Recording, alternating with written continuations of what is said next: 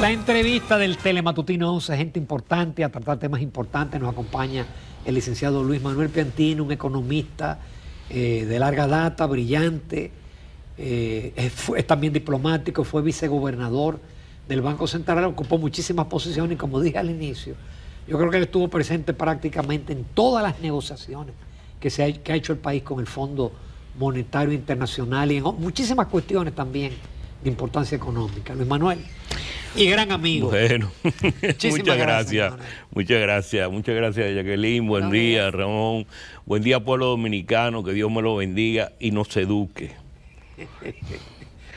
Sí, porque escuchándolo ustedes y esta mañana leyendo a este muchacho José Luis Tavera, escribe muy bien. Él hablaba de estas torres que hay aquí, ¿no? ¿Verdad? Donde está el Nueva York chiquito, el Little New York del expresidente Fernández, y que cuando uno baja se encuentra con el infernus. un panorama totalmente diferente, ¿no? ¿Verdad? Que cuando tú sales a la calle y vas al tránsito, tú te das cuenta del nivel de educación que tiene este país. Y cuando tú dices, ¿y cómo es posible que haya este nivel de educación en este país? ¿Por qué es permitido? Porque los mismos que están en la calle están en el gobierno. No son dos países, es un solo país. Y entonces el problema es que no estamos educados y seguirá ese caos. Y tú dices, bueno, pero República Dominicana ha crecido 5% durante los últimos, pese a los dominicanos, porque el mundo nos ha descubierto y hasta que no se sacie de nosotros podemos seguir creciendo, pero si es por nosotros no vamos a crecer nada. Ese desgraciadamente es un pesimismo que viene desde hace mucho tiempo en la literatura dominicana, expresada desde Peñavalle, expresada por historiadores y literatos, pero esa es la realidad de nuestro país. Somos un país de dualidades y fantasías, porque tú oyes algunas veces cosas y tú dices, bueno, yo lo estaba escuchando con relación a los diputados. Dice, no, que la cantidad de habitantes. Pero vamos a ver en los Estados Unidos si es por la cantidad de habitantes. Porque no es así. O sea, nosotros queremos poner el mundo como si nosotros fuéramos el mundo y dictáramos las reglas del mundo en base al caos de nosotros. Entonces estaríamos construyendo un mundo caótico y no es así. Si queremos ser desarrollados, tenemos que mirar a los desarrollados en términos de su educación.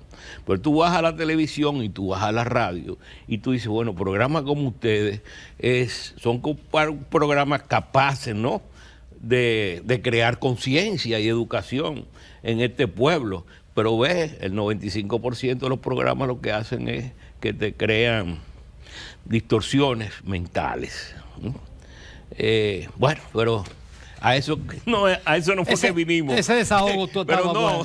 Fíjate, te lo hablaba porque hay cosas que suceden.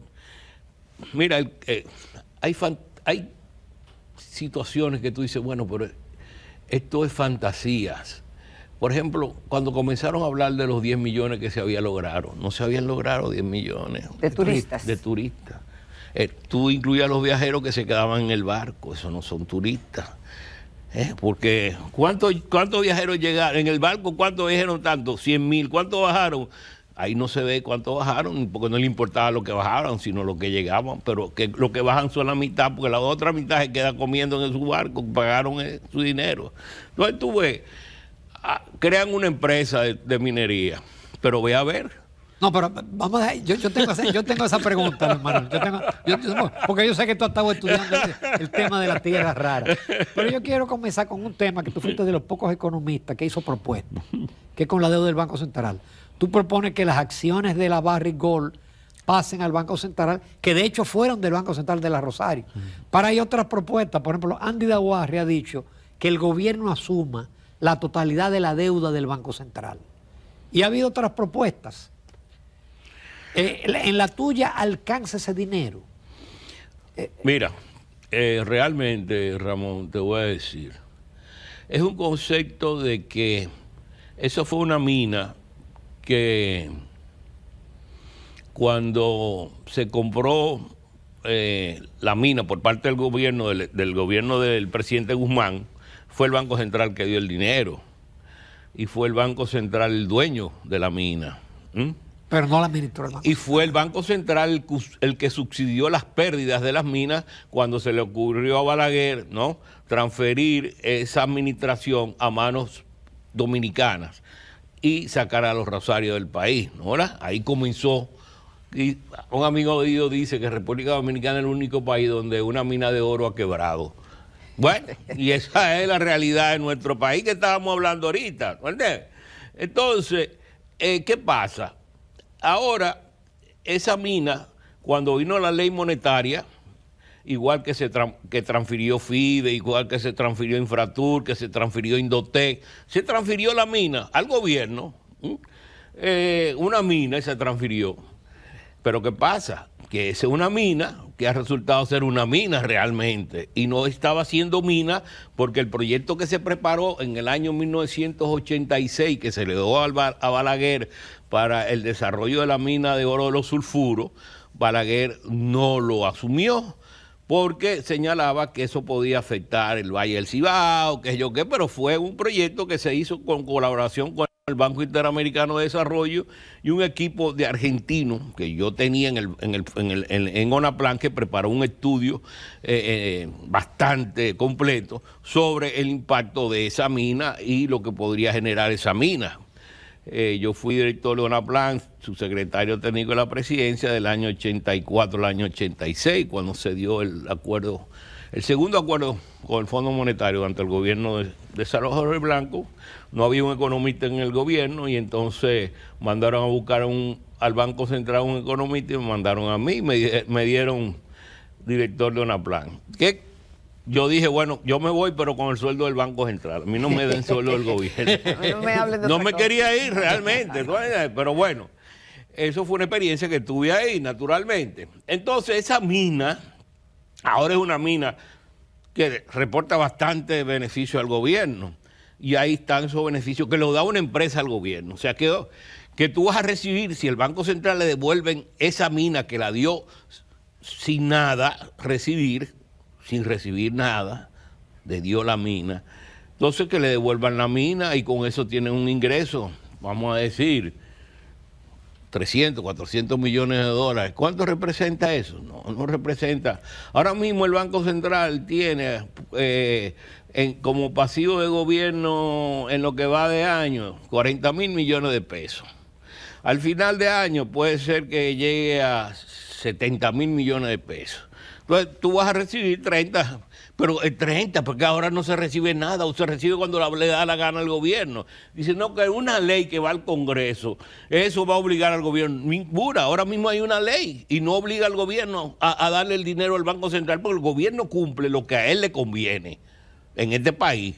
El primero que incumple leyes es el gobierno. Y asumir la deuda, como propone Andy. Eso iba a preguntar, la propuesta de Andy. Bueno, tú puedes asumir la deuda. Ahora, los que poseen los certificados del Banco Central estarían dispuestos a recibir bonos del Estado. Porque eso es. Tú, para eliminar la expansión que producen los intereses, porque fíjate, para que el pueblo entienda, esa deuda del gobierno con el Banco Central se da cuando el Banco Central asumió, ¿no?, el pago de los depositantes cuando la crisis bancaria del año 2003. ¿Verdad? Bueno, eso generó más o menos en aquel tiempo, porque yo lo escribí en el año 2004 y dije que eso se dolarizara, que se asumiera esa deuda y se dolarizara en ese momento, pues ya Hipólito había emitido bonos soberanos en el 2001. Cuando La Torre Gemela. En septiembre, con Andy, que andaba Hugo Iriani. Entonces, digo, bueno, ahora que se tomen bonos, se emitan y se asuma esa deuda. La tasa de interés hubiera estado entre un 7, 8%, pero no al 40%, ni al 30%, ni hasta el 50% que se pagó al principio, y entonces la deuda no hubiera llegado al nivel en que está. Porque eso se hubiera pagado con una baja tasa de interés. también la deuda ha crecido porque ese es un instrumento de política monetaria del Banco Central. No, lo que te digo es que esos 1.200 millones se hubieran dolarizado en ese momento y hubiera sido una deuda de 1.200 millones y no de 19.000 millones como está ahora, de dólares. ¿Tú me entiendes? Porque eso se hubiera mantenido. Suponte que no se hubiera pagado la cuota, o sea, del principal, sino los intereses. Pero serían solamente 1.200 millones de dólares, no 19.000 millones de dólares. Entonces, ¿qué pasa? ¿Por qué llegan los 1.200 a los 18.000? Bueno, porque el Banco Central le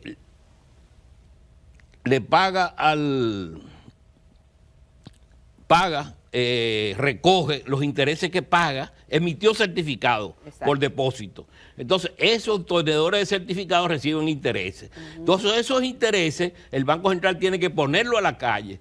¿Qué pasa? Que para no presionar la tasa de cambio ni la inflación, el Banco Central los recoge con nuevos certificados. Y esos nuevos certificados han llevado la deuda de 1.200 millones de dólares a 19.000 millones de dólares. Ok, perfecto. Entonces tú me dices, ¿quiénes son los dueños de esos certificados? El público. Ahora, el público estaría dispuesto a que el gobierno central acepte esa deuda y cambiar su certificado en bono. Tal vez sí, tal vez no, pero es una decisión propia de cada dueño de un certificado, si estaría dispuesto. La facilidad que puede haber es que la mayoría de los certificados están en manos de fondos de pensiones. Entonces ahí te puede facilitar el intercambio. Ahora, el gobierno va a asumir una deuda de 19.000 millones de dólares, cuando ahora tú lo que representa es el 46. Ahora mismo la deuda del gobierno con nivel del Producto Interno Bruto está como en 48 millones, el 48%. Y para llegar al 67 es el Banco Central el restante. O sea que el gobierno frente a las agencias internacionales estaría absorbiendo una deuda que representa prácticamente casi el 20% adicional. ¿Y cuál es la fórmula, señor Piantini, entonces, para resolver esa situación? No. ¿O para que sea menos lesivo en el tiempo? ¿O para que sea más transparente o que cuadre la economía mejor? Mira, desgraciadamente se ha llegado a un nivel tal que es cada vez más complicada la situación. Y los gobiernos siempre le han escurrido. Exactamente. Yo inclusive escuché entonces un momento una declaración de un expresidente diciendo que eso es un problema del Banco Central. No, pero eso no es un problema del Banco Central, es un problema del país. Es un problema del país, porque si el Banco Central tuviera que seguir emitiendo, llega un momento en que puede haber una situación en que ya no sería capaz de seguir. Pero bueno, tenemos 20 años en eso. ¿Qué es lo que dice Andy? No, pero Andy a los 2 años creía que eso iba, pero ella dice, no, eso tiene 20 años. Bueno, sí, y 40 y 60, tal vez. Pero eso no, eso te distorsiona todas las cuentas, te crea expectativas que te pueden perjudicar en un momento determinado. Y tú dices, bueno, nunca había una corrida contra el Banco Central. Nunca ha habido una corrida contra el Banco Central, es verdad. Pero puede haber una situación que se dé en que cualquier expansión, porque eso te quita control al manejo de la política monetaria. Le quita libertad al Banco Central. Le quita libertad de acción. Pero entonces no nos ha dicho las posibles soluciones. No, yo te dije una de las que yo dije, que era lo de la mina de oro. Pero no resuelven un pedacito. No, resuelve casi la mitad. Y le deja al gobierno la otra mitad, ¿no? ¿Verdad? Es decir, que el gobierno asuma la otra mitad. O eso pues, se puede ir dolarizando poco a poco. La deuda del Banco Central. Se pueden ir emitiendo bonos con relación a eso, no a un nivel de 19.000 millones, pero que sí que se vaya y ajustándolo a las tasas de interés internacionales que son más bajitas que las de aquí, ¿no? ¿Verdad? Y entonces el gobierno va asumiendo eso, esa proporcionalidad, ¿no? Y le va gradualmente traspasando ese recurso al gobierno. Pero ¿en base a qué? En base a colocación de bonos internacionales con baja tasa de interés. Eso, hay muchas formas posiblemente, ¿no? Pero hay que buscar una solución. Yo tiré esa, porque es la única que yo veo que no depende del gobierno, sino de una empresa que me pague mi cuarto.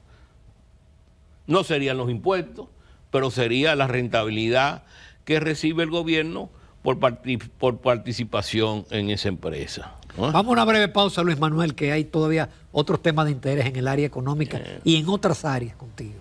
Volvemos en unos minutos. Continuamos en Telematutino 11. Esta mañana estamos conversando con el licenciado Luis Manuel Piantini, economista y diplomático, ex vicegobernador del Banco Central. Don Luis Manuel, muchos temas en el tapete. Ya pasaron las elecciones, ya el gobierno asumió, ya tenemos la primera mitad del año transcurrió, ya nos han evaluado cómo va el crecimiento de la economía y las expectativas. Pero comienzan a aflorar algunas quejas, sobre todo con el tema de las tasas de interés. Y algunos sectores se sienten afectados, que no tienen crecimiento, como el inmobiliario, por ejemplo, por las altas tasas de interés, y otros temas que hay en el ambiente. Pero de ese tema, ¿cuál es su opinión al respecto? Mire, Jacqueline, las cosas son más profundas que la superficialidad con que uno quiere verla. En este país hay un problema muy serio. Hay un problema de incompetencia, que eso se traduce en la rigidez de los precios en los mercados. Tú lo sabes. La mayoría de los sectores en este país son monopolios o oligopolios y manejan los precios como le da la gana. Hola. Y tú tienes una ley de competencia y un organismo de competencia que durante eso se creó como en el año 2010, tiene como 14 años. Ve a ver cuántos informes ha preparado de sometimiento en un país plagado de monopolios y oligopolios. Cuando yo oigo decir que no, que la regresividad de la ley y que no, que los impuestos, que hay que ser progresivo porque el problema de la distribución. El problema de la distribución aquí no es problema impositivo. El problema de la distribución aquí es un problema de mercado, que te lo capturan unos cuantos. Ahí hay unas encuestas que salieron publicadas ayer. El ministro de Economía, un muchacho capaz, muy serio, honesto, dice que según las encuestas, el pueblo dice que el 67% de la población dice que la economía está capturada por un grupito de personas. Tú sacas aquí, tú ves, y de los 10 dedos de la mano, prácticamente puede ser que la economía esté capturada por 10, ¿no? Por 10, tal vez más de un 60%. Entonces, de esa forma no puede haber ningún tipo de distribución de riqueza ni distribución. Bueno, ¿qué pasa? ¿Cuál es el problema?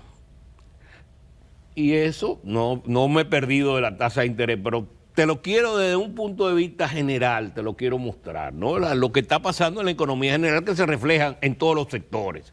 Hay un manejo de precios, un manejo de tasas. Entonces, ¿qué tú quieres? Impuestos internos. ¿Tú crees que a impuestos internos le interesaría que aquí se formalicen 20.000 empresas? Y que se reduzca el poder de una de las empresas que representa el 80% del mercado, el 90% del mercado, y te baje a 20% del mercado por la competencia que le están haciendo las otras empresas? No le interesaría, porque impuestos internos fiscaliza a una empresa que le da qué sé yo cuántos millones de impuestos.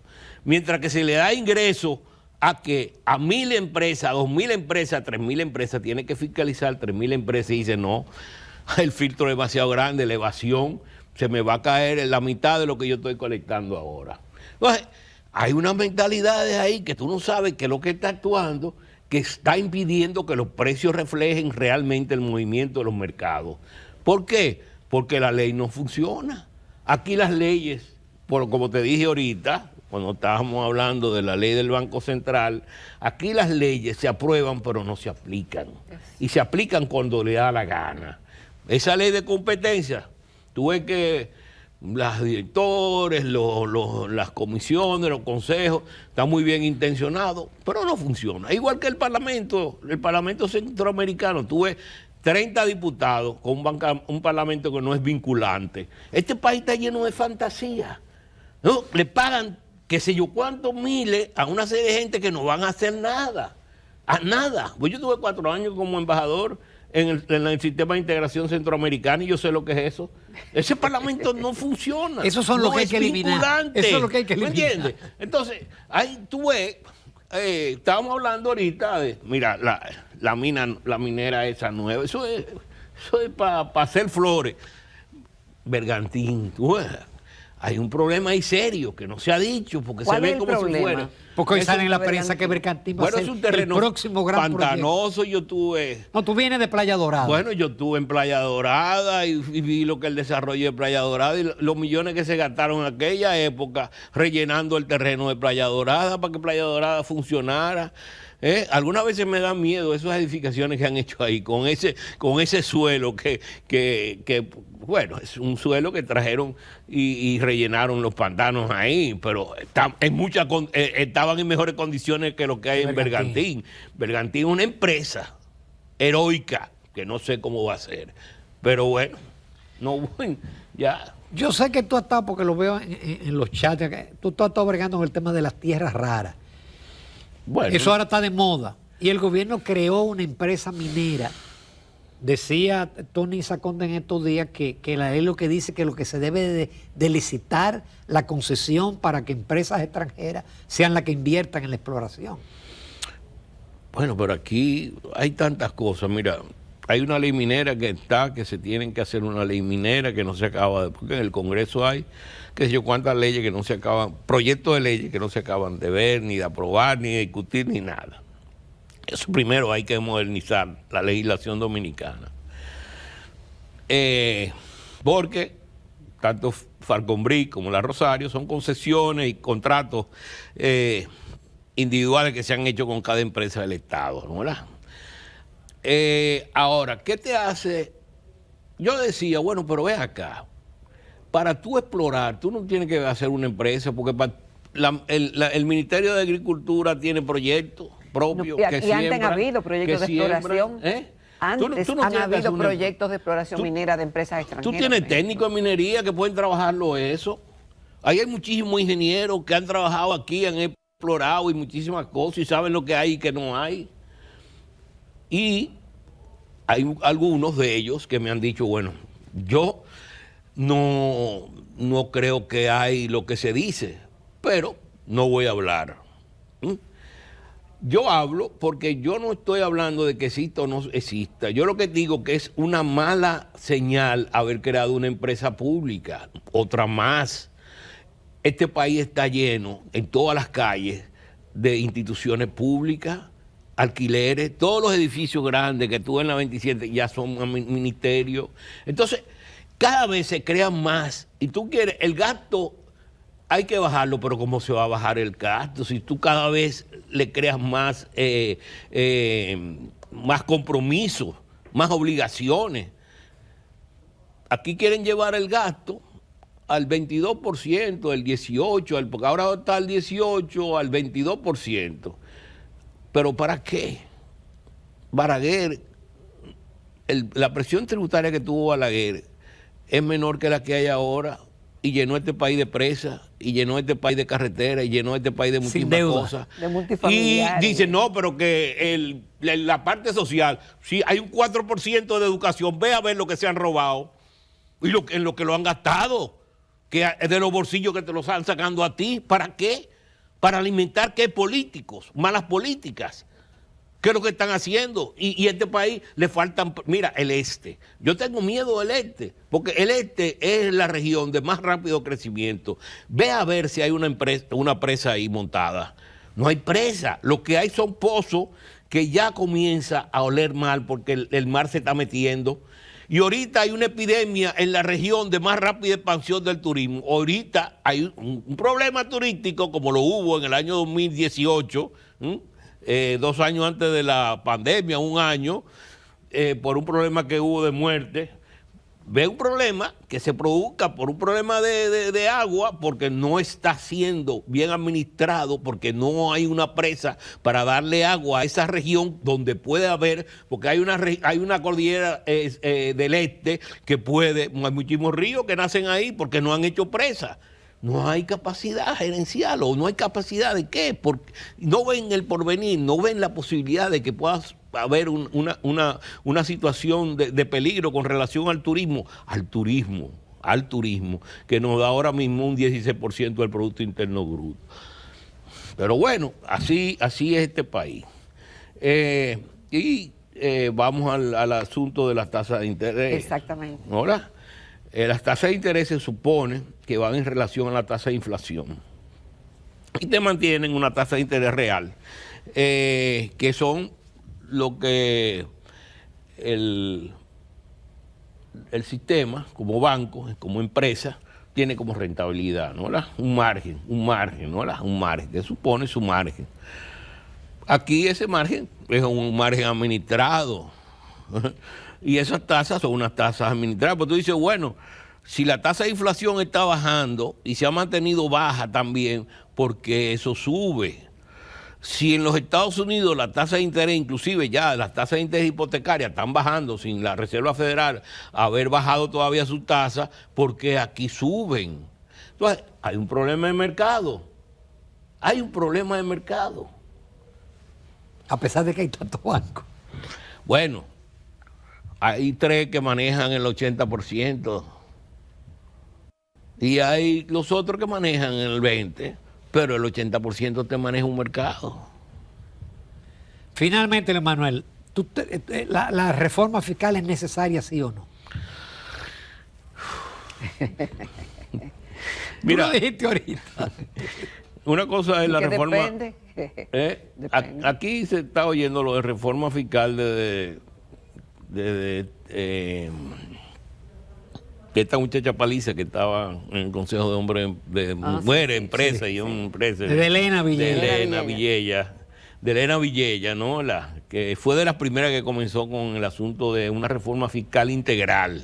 Y a mí integral. Tenemos más de 20 años con el asunto integral y no acabamos de hacer una reforma fiscal integral. Lo que hacemos son parches para aumentar seguramente la presión tributaria, pero una presión tributaria que no aumenta por más parche que tú le pones, porque el problema no es en las tasas, el problema es en la administración. Si la administración no capta, por más tasas que tú aumentes, lo que va es a contraer la capacidad que tiene la economía productiva, que es la que está siendo fiscalizada y pagando, para que se vuelva una retranca. Entonces, tú estás creando muchas tasas. Yo estaba viendo los otros días que aquí dicen que no, que en este país, que aquí hay una presión tributaria del 14%. Está bien. Pero esto es igual que la economía potencial, el crecimiento potencial. Tú tienes un crecimiento potencial en base a un país, ¿no? Tú dices, bueno, el crecimiento potencial de República Dominicana es un 5%, por la capacidad que tiene productiva para ese 5%. Bueno, la presión tributaria potencial es la cantidad de tasas que tú tienes aquí para generar. En excepciones, tú tienes como un 4,5%. Súmelo. En evasión tú tienes como otro 4%. Va Súmalo. 8, casi 9. Entonces, más el 4, más el 14, tú tienes un 24%. De presión tributaria potencial. Que tú estás recaudando 14, bueno, es un problema tuyo. Pero tú no le vas a poner más impuesto al que está pagando un 50. Tú como individuo, como persona, pagas. ¿Cuánto es el impuesto sobre la renta de la persona individual? 27. 27. Ok. A ese 27 tú tienes 73 que te quedan de 100. A ese 73 de 100 tú ahorras un 5%. Vamos a poner que el 3.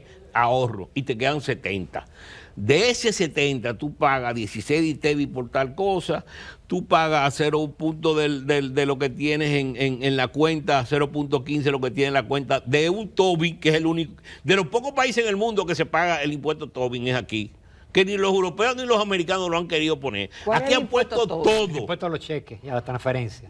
Todo, que es transferencia de recursos financieros, que lo quisieron poner en Europa y dijeron los europeos que no. Una pero gran será parte transitorio, de ellos. creo. Pero aquí todo es transitorio. Es lo que yo te digo, que aquí nada se incumple. Aquí se incumple para lo que quieren cumplir. Para eso se cumple. Ahora, por eso es que yo no creo, no que eso es de 2 años, no es de 2 años, eso es para la eternidad. No, sí, eso es aquí, para la eternidad. Bueno, entonces tú ves, para tú salir del país, porque tú una isla, tú no vas para Haití que vas, ni en Yola para Puerto Rico, tú te vas en un avión, ¿cuánto tú pagas de impuestos? Y así tú le vas sumando a las bebidas alcohólicas, le vas sumando a los combustibles que te dicen que es un subsidio. No, no es un subsidio, porque tú pagas, si no tuviera impuestos, eso saldría al precio que hay a costo del barril de petróleo, a la mitad. Sí. Pero ¿qué pasa? Porque el otro es recaudación. Que los impuestos te los suben. Sí. ¿Hola? Te suben, por ejemplo, un 50%. Sí. Pero te están subsidiando el 10%, pero tú estás pagando 40% todavía de impuestos y te dicen que lo están subsidiando. No, subsidio es cuando tú tienes un déficit y entonces tú pagas para que esa empresa no quiebre lo que están haciendo en el sector eléctrico. Hay un subsidio de $1.600 millones que se sacan de los bolsillos a ti, como impuesto o como deuda, te lo sacan. Entonces, mientras no se resuelva, que estábamos en lo de la reforma fiscal, problemas así, no tiene sentido aumentar tasas. Aquí no se puede aumentar tasas. Más de las tasas que hay, no se pueden aumentar tasas. Aquí lo que hay es una mala administración en la captación de los impuestos que se pagan o que se deberían pagar. Porque hay un problema. Jacqueline, hay un problema, Ramón. El 56% de la economía es informal. Entonces, en vez de tú ver, que hay un artículo muy interesante de un muchacho Curi que salió en publicación ayer, me parece, que habla de cómo se debe de reformar la parte laboral y la parte impositiva. ¿Para qué? Formalizar la economía y no tener un sector informal de un 56%, porque ese es el problema, que aquí hay un grupito que son los que pagan impuestos y una gran cantidad no lo paga. Entonces, hay problemas de administración, que es a donde tienen que hacer el esfuerzo el Estado. Luis Manuel, tú debes de venir con más frecuencia. Yo creo que sí.